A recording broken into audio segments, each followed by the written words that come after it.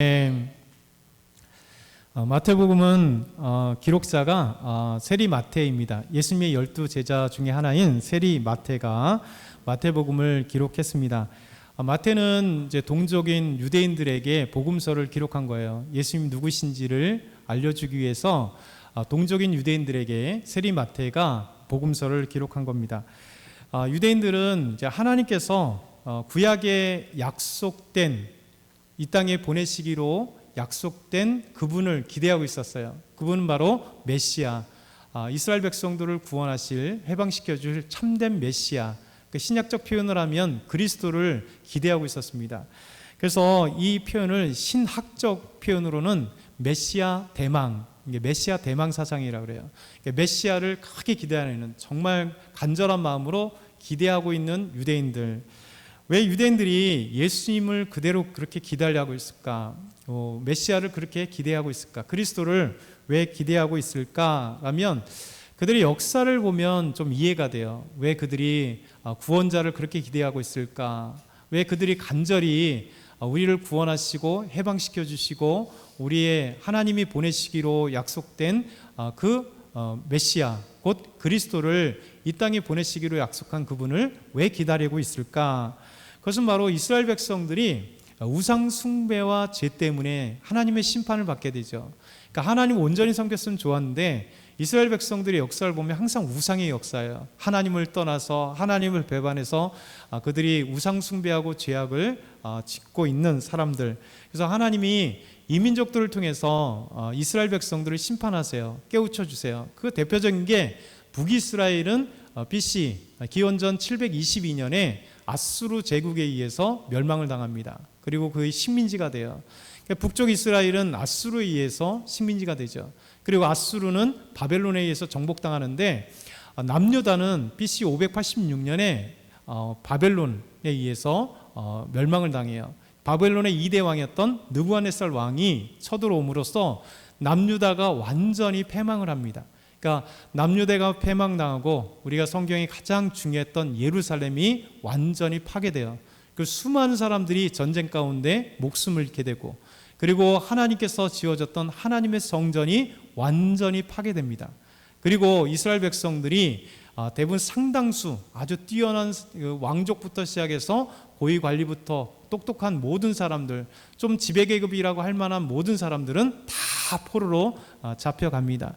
그래서 남아있는 사람들은 정말 이스라엘의 가장 하급 계급만 덜그러니 남아서 그들의 식민지 가운데 있게 돼요. 그것으로 끝나는 게 아니라 그들이 잠깐 페르시아의 고레스 왕에 의해서 하나님이 예레미야에게 말씀하신 대로 70년 만에 그들은 포로 가운데 돌아오게 돼요. 그래서 포로 가운데 돌아와서 다시 예루살렘 성전을 증축하고 그 성벽을 쌓고 그들이 그래도 이제 다시 민족 가운데 살아가는 삶이 시작됐는데 얼마 지나지 않아서 바로 BC 323년 잘 아는 그리스의 알렉산더 대왕에 의해서 다시 유대 땅은 짓밟힘을 당합니다. 그리고 멸망을 당해요. 그리고 식민지가 되죠. 그래서 알렉산더가 죽고 난 뒤에 이제 헬라 제국은 4개의 큰 왕조로 이루어지는데 시리아를 중심으로 해서 셀루쿠스 왕조가 이스라엘을 지배하게 됩니다. 이스라엘 지배하면서 아주 힘들게 고통당하게 지배하죠. 더군다나 안티오쿠스 에피파네스 4세라는 사람은 이제 하나님의 율법을 지키는 자를 잔인하게 죽이고 안식일을 지키는 자는 죽이고 할례를 시키는 자는 죽이고 그러니까 엄청나게 이제 잔인하게 폭정을 가합니다. 그래서 그 중에 이제 마카비 가문이 잠시 일어나서 이 에피파네스 안티파네스 4세와 대항을 해서 잠깐 독립을 해요. 그래서 독립 100년 동안 하스모니안 왕조를 신구약 중간기에 세워집니다. 그러면서 그것으로 끝난 게 아니라 또 독립했나 했더니 BC 63년에 로마에 의해서 다시 유다는 정복을 당해요. 그래서 로마의 식민지가 됩니다. 그 식민지 가운데 예수님께서 이 땅에 태어난 거예요. 그러다 보니까 이 유대인들에게는 역사 속에 항상 정복당한, 비록 그들의 우상 숭배와 죄 때문에 하나님의 심판이 있었지만 그들은 그 심판으로 인해서 눈물과 고통과 아픔이 있는 거죠. 계속해서 이 제국들에 의해서 힘없는 민족이 되어서 멸망당하고 식민지 당하고 고통당하고 괴롭힘을 당하고 힘드니까 유대인들이 가장 소망하는 게 뭐냐면 하나님께서 구약 성경을 통하여 오랜 역사를 통하여 하나님이 이 땅에 하나님께서 보내주실 구원자, 하나님이 보내실 메시아, 그분을 그들은 이 고통 가운데 더 기대했던 거예요. 주님이 보내실, 하나님이 보내실 예언하셨던 그 메시아가 이 땅에 오시면 우리가 자유를 누리고, 그분이 오시면 우리의 병이 치유되고, 그분이 오시면 우리를 구원하시고, 그분이 오시면 우리를 행복하게 해주시라고 하는 하나님이 약속했던 구약 성경에 우리에게 끊임없이 약속했던 수천 년간 약속되었던 그 메시아, 곧 그리스도를 그들은 기대하고 있었습니다. 그래서 이 마태는 예수님이 이 땅에 오시고 예수님의 제자로 불림받고, 그리고 3년 동안 예수님과 함께 예수님의 제자로서 3년간 예수님과 함께하며, 그리고 예수님께서 십자가에 죽으시고 부활하시고 승천하실 때 또 오순절 성령이 임하시고 난 다음에 그는 강력하게 우리가 기대했던 그분, 기다렸던 그분이, 우리 민족이 아니라고 부인하면서 죽였던 그분이 하나님이 약속하셨던 그 메시아, 우리의 구원자, 그 그리스도라는 사실을 알게 되면서 이 예수님의 제자 세리 마태는 자기 유대 동족들에게, 믿지 않는 동족들에게, 예수님을 거부하고 있는 유대 동족들에게 예수님의 삶과 그 구원의 역사를 보여주면서 이 복음서를 쓴 거예요. 그래서 이 복음서는 그 읽는 대상이 최초에는 유대인들이었던 거예요. 여러분, 복음서에는 각자 특징들이 있습니다. 마태복음의 특징과 그 의미가 있고, 마가복음의 특징과 그 의미가 있고, 누가복음의 특징과 그 의미가 있고, 요한복음의 특징과 의미가 있어요. 왜냐하면 이 복음서를 받는 그 수신자가, 읽는 대상이 1차적으로 그들에게 무엇을, 똑같은 예수님의 삶인데 전달해주는 의미가 조금씩 다른 거죠. 그러니까 유대인들에게서는 그 의미가 중요했던 거죠. 왜냐하면 그들이 그렇게 역사적으로 하나님이 우리에게 보내주시고자 했던 그 메시아 그리스도를 기대했는데, 그런데 그 기대했던 예수님이 이 땅에 오셨는데 그 예수님을 모른 채 그들이 십자가에 못 박고 그리고 죽였어요. 그러니 이 놀라운 사실을 알게 됐던 세리 마태는, 예수님의 제자였던 마태는 그 민족 가운데 그 기다렸던 메시아가, 너희가 십자가에 죽으시고 하나님이 부활하게 하신 그분이 바로 하나님의 아들 왕이신 예수 그리스도, 이 사실은 이제 복음서를 통해서 자기 유대 민족에게 전한 복음서예요. 이 복음서를 통해서 우리가 예수님이 누구신가 그 유대 민족들에게 보여주는 거죠. 그래서 이 놀랍게 우리가 기대했던 메시아 그리스도가 바로 예수님이라는 사실을 기대하면서 그 첫 번째 마태복음 열어가는 그 첫 번째로 족보에 대해서 이야기하는 겁니다. 족보. 그 증거가 뭐냐? 족보라는 거예요. 왜냐하면 이 족보가 중요한 것은 첫 번째, 예수님은 아브라함과 다윗의 후손 가운데 오신 예수 그리스도, 그분이라는 사실을 얘기합니다. 우리 1장 1절을 한번 다시 한번 읽어볼까요? 1장 1절 시작. 아브라함과 다윗의 자손 예수 그리스도의 계보라. 아멘. 계보라는 단어는요, 이 족보라는 의미도 있지만 시작이라는 의미를 갖고 있어요. 기원. 그러니까 예수님의 기원이 어디서부터 시작되었는가? 기원이 무엇인가? 곧 아브라함과 다윗으로부터 시작되었고, 아브라함과 다윗의 족보 가운데, 그 후손 가운데 예수님이 이 땅에 오셨다라는 거예요. 여러분, 족보 잘 아시죠? 족보. 여러분들도 뼈대 있는 집안이니까 족보들이 다 있죠. 한 씨도 족보가 있습니다. 우리 한 씨. 우리 한 씨는 청주 한 씨밖에 없어요. 요즘에 최근에 또 하나 보니까 새로 하나 태어난 족보가 있더라고요. 한 씨가. 요거는 이제 외국인들이 와서 한 씨로 바꾸면서 새로 생긴 것 같아요. 근데 한 씨는 원래 하나예요. 파가 이제 좀 8개 파 이렇게 나눠지는 것 뿐이지, 우리의 한 씨는 청주 한 씨입니다.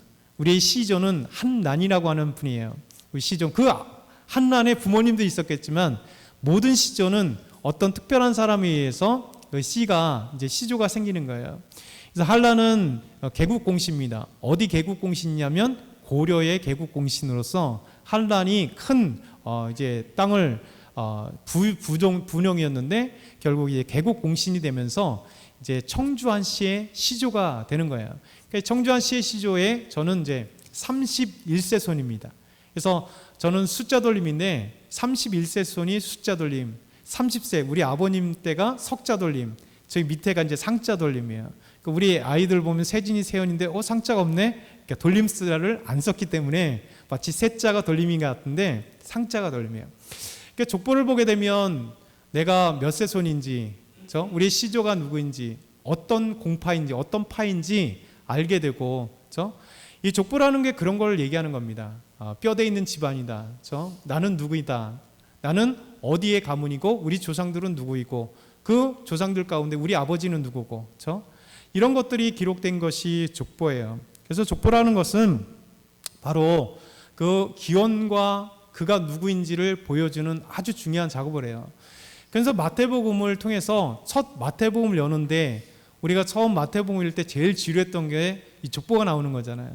근데 여러분 이 족보, 지루한 족보를 왜 마태복음은 유대인들에게 복음서를 기록할 때 족보를 먼저 얘기했냐면 예수님의 기원이, 예수님의 족보가 왜 중요한지를 유대인들은 알고 있었기 때문에 그래요.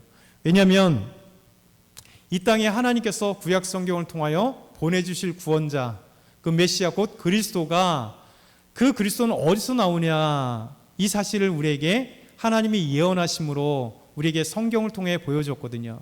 그분은 바로 아브라함의 후손이어야 돼요. 아브라함이 누굽니까? 아브라함은 갈대아 우르에서 우상을 숭배했었는데 하나님이 아브라함을 4,000년 전에 부르셨어요.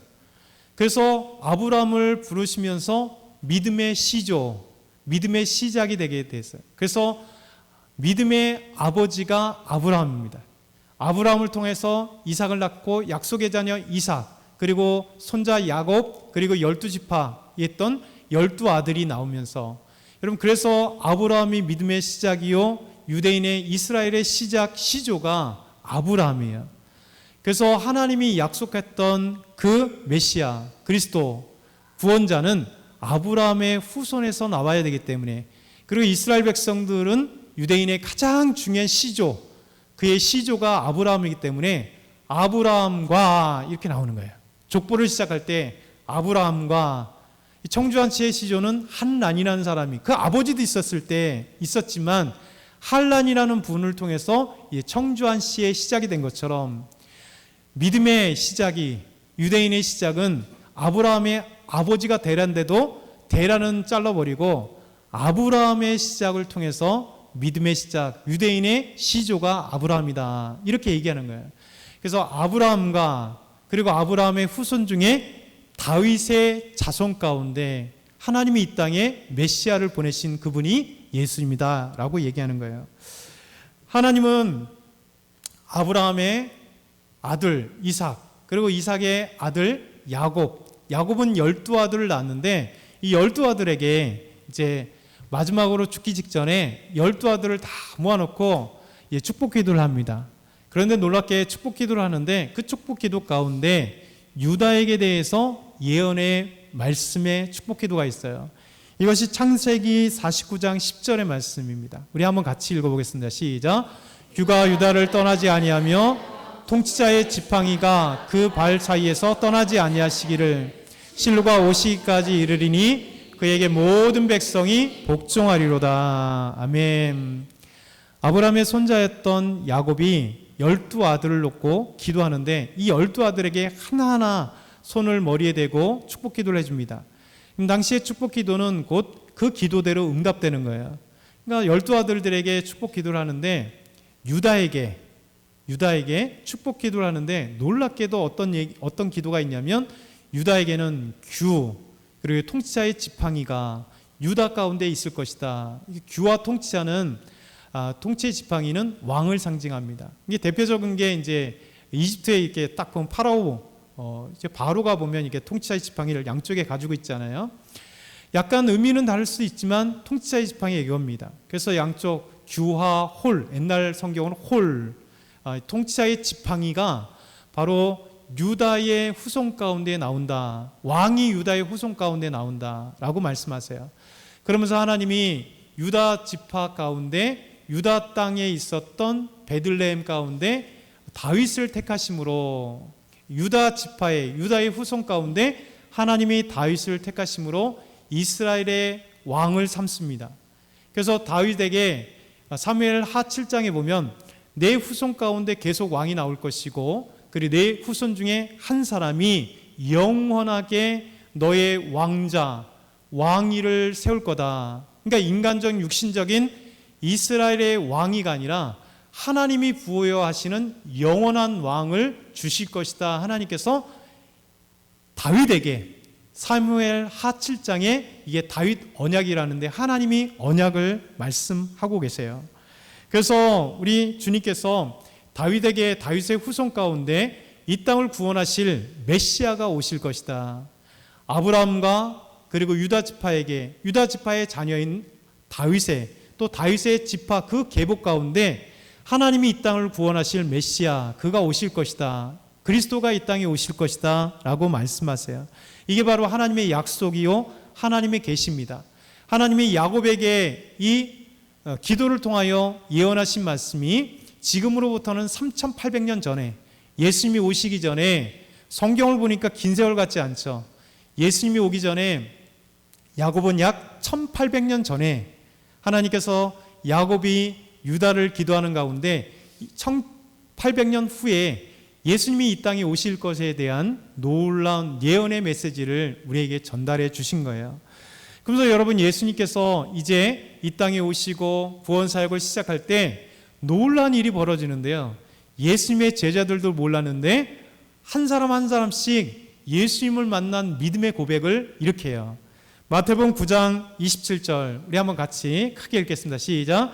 예수께서 거기에서 떠나가실 때 두 맹인이 따라오며 소리질러 이르되 다윗의 자손이여 우리를 불쌍히 여기소서 하더니, 예수님이 구원 사역을 감당하는데 제자들이 함께 따라오는데 그 중에 두 명의 맹인이, 시각장애인이 예수님을 지나가는 소리를 듣고 외칩니다. 다윗의 자손 예수여 우리를 불쌍히 여겨주소서. 여러분, 이들이 왜 우리를 불쌍히 여겨달라고, 왜 우리를 불쌍히 여겨달라고 얘기하냐? 예수님이 지나갈 때 두 명의 맹인이 소리 지른 그 대상이 누구냐? 이들은 기대하고 있었던 거예요. 예수님이 바로 구약 성경에 하나님이 우리에게 이 땅에 보내주실 메시아, 다윗의 자손 가운데 이 땅에 오시라고 하는 그리스도, 우리의 구원자가 저분이시구나. 그들은 눈으로 보이지 않았지만 영적인 눈으로, 믿음으로 예수님이 지나갈 때 다윗의 자손 예수여 우리를 불쌍히 여겨주십시오. 내가 너에게 무엇하게 주길 원하느냐? 눈뜨기를 원합니다. 그래서 예수님이 네 믿음대로 되라 말씀하시면서 이 두 명의 시각장애인이 눈을 뜨게 되는 놀라운 역사. 왜? 눈을 뜨게 하는 건 이사야의 예언처럼 메시아가, 그리스도가 이 땅에 오셔서 하는 사역이에요. 하나님이 귀가 안 들리는 자에게 귀가 들리게 하시고, 눈먼 자에게 눈을 뜨게 하시고, 갇힌 자에게 해방하게 하시는 놀라운 메시아의 사역. 그래서 그 두 명의 시각장애인은 알고 있었던 거예요. 저분이 메시아구나. 저분이 그리스도시구나. 우리를 구원하실 분이구나. 저분은 인간은 못해도 하나님이 약속하신 그리스도는 눈을 뜨게 할 수 있는 능력이 있으시구나. 저분은 우리의 눈을 뜨게 하신다. 그래서 다윗의 자손 예수여 우리를 불쌍히 여겨주십시오 라고 얘기하는 거예요. 그러면서 마태복음 15장 22절에도 여러분, 유대인이 아닌 이방인인 여자가 예수님을 만났을 때 동일한 믿음의 고백을 해요. 같이 읽겠습니다. 가난한 여자 하나가 그 지경에서 나와서 소리질러 이르되 주 다윗의 자손이여 나를 불쌍히 여기소서, 내 딸이 흉악하게 귀신 들렸나이다 하되. 유대인이 아니었습니다. 성경을 그들은 배우지 않았습니다. 그럼에도 불구하고 이 가난한 여인이 예수님이 지나가실 때, 이 예수님은 유대에 들려올 때 다윗의 자손으로 오실 메시아, 그분이라는 사실을 그는 알게 됐어요.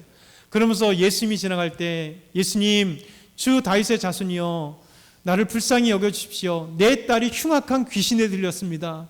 귀신을 쫓아내시는 분은 메시아이기 때문에 그리스도가 눈먼 자에게 눈을 뜨게 하시고 귀신 들린 자를 쫓아내주는 그 능력이 있는데, 주님, 이 귀신 들린 내 딸에게서 귀신을 쫓아내 주십시오.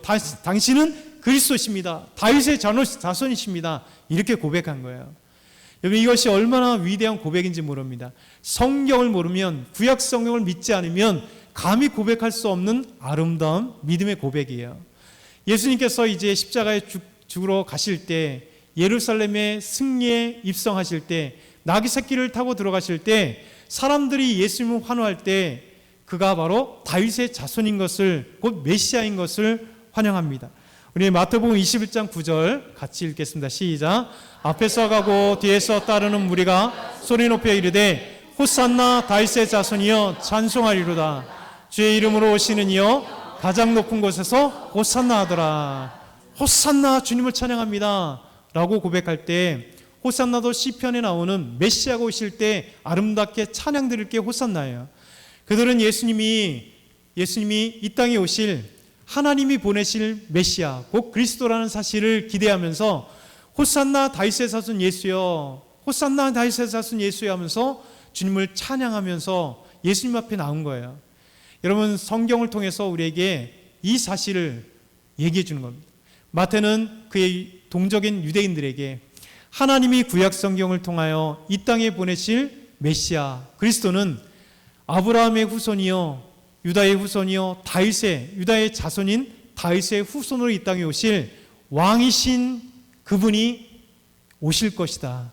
그리고 오신 그분이 바로 예수입니다. 이 사실을 유대 동족들에게 복음서를 통해서 알려주는 거예요.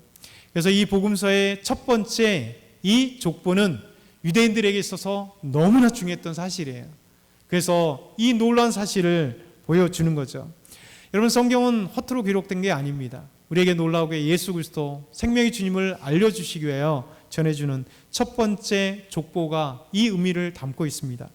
두 번째는 예수님의 족보에는 참 사연 많은 여인들이 등장해요. 사연 많은 여인들. 오늘 15절까지 딱 잘랐기 때문에 4명의 여인들이 예수님의 족보 가운데 등장합니다. 예수님의 할머니들로 등장해요. 여러분, 이 4명의 여인이 누굽니까? 마태복음 1장 3절에 보면 유다는 다말에게서 베레스와 세르를 낳았다, 이렇게 말씀하고 있습니다. 여인이 등장할 때는 참 신기해요. 원래 유대 족보에는요, 그 앞에도 보면 아브라함이 누구를 낳냐면 이삭을 낳아요. 이삭이 야곱을 낳아요. 남자가 아들을 낳는 그 구조로 되어 있습니다. 근데 중요했던 여자가 등장할 때 유다는 베레스와 세라를 낳은 게 아니라 유다는 다말에게서 베레스와 세라를, 남자가 여자를 통하여 아들들을 낳는 이 구조로 되어 있어요. 이게 의도적인 구조예요. 마태가 유대인들에게 복음을 증거할 때 의도적으로 이 족보에 4명의 여인들을 중요하게 둡니다. 여러분, 다말이 누구입니까? 다말은 참 복잡한 여인입니다. 다말은 이방인이었고 유다가 자기 아들을 위해서 엘이라고 하는 장가를 보냈는데 다말을 데려와서 자기 며느리로 삼았습니다. 자기 아들 장자 엘의 아내로 삼게 되었습니다. 근데 엘이 창세기 38장에 보면 38장 6절에 보면 엘이 여호와 앞에 범죄를 했어요. 하나님 앞에 악하여서 하나님이 엘을 죽이십니다. 그래서 다말은 엘과 사이에서 아기가 없이 갑자기 과부가 된 거예요. 계대법에 의해서 형제가 그 아내를, 형수를 취하여 아내로 삼아야 돼요. 그래서 유다가 그의 동생이었던 오난에게 다말을 들여보냅니다. 그래서 다말이 아내가 되는 거예요. 오난은 다말이 자기의 씨가 되지 않을 것, 자기가 다말을 통하여 아기를 낳으면 형의 그 씨를 잇는 거예요. 그러니까 그 씨를 주지 않기 때문에 하나님이 그것이 악하기 때문에 오난도 죽이십니다. 그래서 이 다말은 첫째 자기 남편이었던 엘에게도 그의 동생 오난에게도 씨를 받지 못했기 때문에 아이를 낳지 못합니다. 그래서 다말은 한참 뒤에 생각하기를 어떻게 생각하냐면 창녀로 변장하여 그의 시아버지가 지나가는 길에서 그를 유혹해서 결국 아기를 갖게 됩니다. 그러면 인간적으로 보면 정말 다말은 못된 여자입니다. 그리고 악한 여자입니다. 그런다 여러분, 우리가 성경을 모르고 그 당시의 문화를 몰라서 그래요. 성경을 이해하고 하나님의 법을, 말씀을 이해하면 하나님은 다말을 인정했어요. 옳다라고 인정했어요. 그리고 유다가 다말 내가 옳다라고 인정하면서, 놀랍게도 이제 시아버지의 아들을 갖는데 하나님은 유다와 다말 사이에 태어나는 베레스를 통하여 쌍둥이를 낳게 되는데, 베레스와 세라를 낳는데, 세라가 예수님의 족보 가운데 등장하고 다윗의 족보와 할아버지가 되는 거예요. 여러분, 이것이 바로 하나님의 놀라운 위대한 은혜예요. 여러분, 사연 많고 인간적으로 보면 이상한 그 족보 가운데 예수님이 태어나게 하시는 하나님의 은혜. 여러분, 그 다음 여자가 또 등장합니다. 자, 같이 읽어볼까요? 시작. 살몬은 라합에게서 보아스를 낳고. 라합이 등장합니다. 여러분, 라합은 어떤 여자입니까? 가나안 여인입니다. 여리고 사던 여인입니다.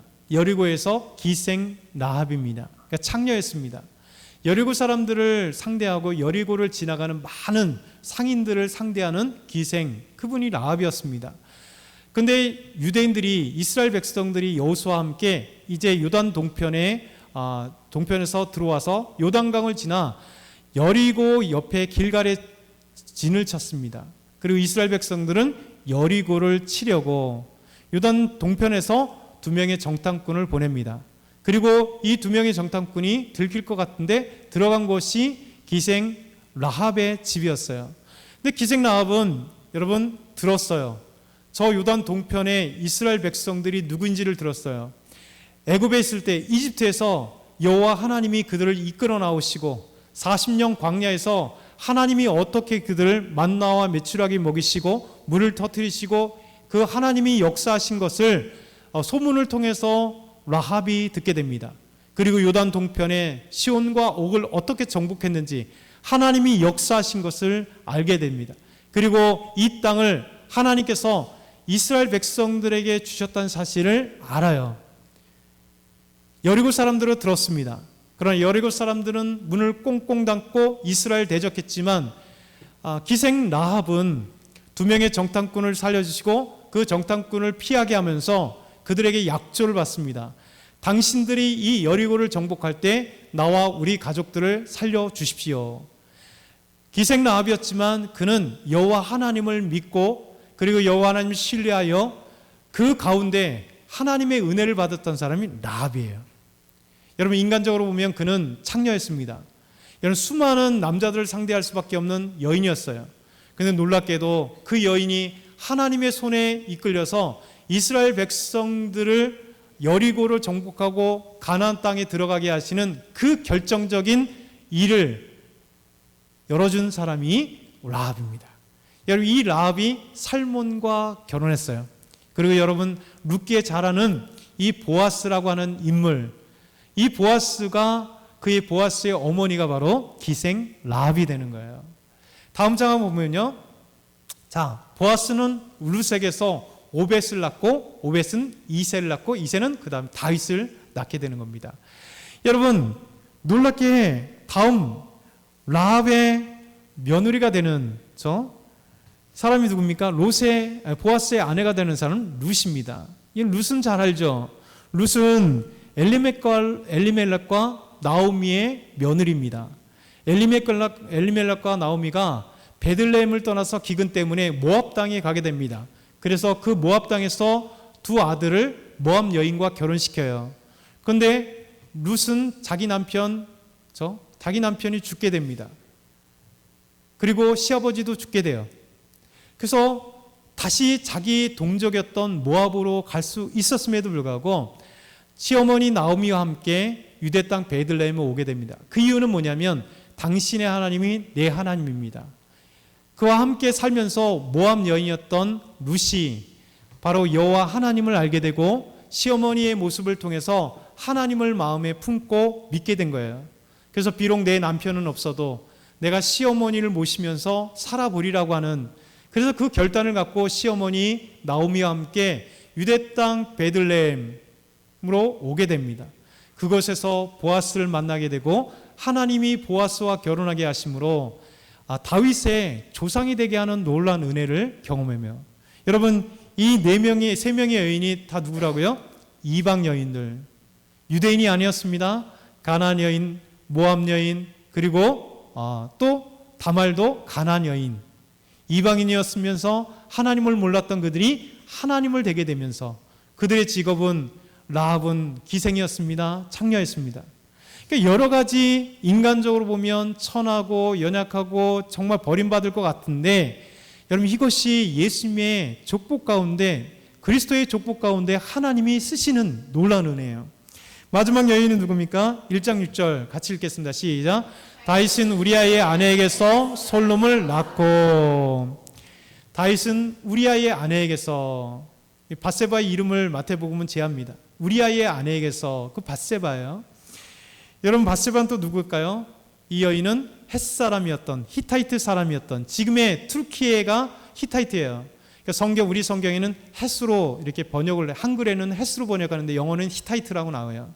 그러니까 히타이트가 고대 히타이트의 이 투르키의 터키의 지역에 살던 민족이 히타이트예요. 그 문명을 갖고 있는 헷사람, 히타이트 사람이 누구냐면 우리아였어요. 우리아는 아마 이스라엘의 용병으로 온 사람입니다. 그래서 장군이 된 사람이에요. 여러분 우리아의 아내였던 밧세바는 동족인 헷사람임에 분명합니다. 하여튼 이스라엘 민족은 아닐 거예요. 그렇지만 결국 다윗이 그를 범하게 되고, 그리고 다윗은 우리아를 전쟁터에 나가서 죽이는 간접살인죄를 짓는 이 일이 벌어집니다. 여러분 이 네 명의 여인이 참 기구한 인생들과 삶의 사연들을 갖고 있습니다. 그럼에도 불구하고 우리 주님께서는 놀랍게도 메시아의 그리스도의 그 계보 가운데 이 네 명의 여인들이 등장하게 돼요. 반증하는 게 무엇일까요? 하나님은 이 네 명의 여인들, 다말이나 라합이나 루시나 밧세바, 이 3여인들과 우리가 별반 다를 게 없다는 거예요. 우리도 하나님 앞에 죄인이요, 우리도 유대인이 아닌 이방인이요, 우리도 하나님 앞에 별 볼일 없는 인생들이지만 우리 주님께서 놀랍게도 이 여인들을 택하여서 유대인으로 받으시고, 이 여인들을 택하여 하나님을 믿게 하시고, 이 여인들을 통해서 하나님의 위대한 예수 그리스도 그의 계복 가운데, 족복 가운데 있게 하시는 하나님의 은혜를 베푸르신 것처럼, 여러분 우리도 주님께서 부르시고 구원하시고 우리를 택하시고 하나님의 자녀 삼으신 놀라운 은혜가 우리 안에 있다는 거예요. 여러분 이 족복 가운데, 예수님의 놀라운 이 족복 가운데 하나님이 우리에게 보여주시는 거예요. 그래서 이 족보를 우리가 이해해야 됩니다. 이 족보 외에도 여러 이유가 있고 의미가 있지만 오늘 두 가지만 보고 다음 주에는 예수님으로 넘어가려고 해요.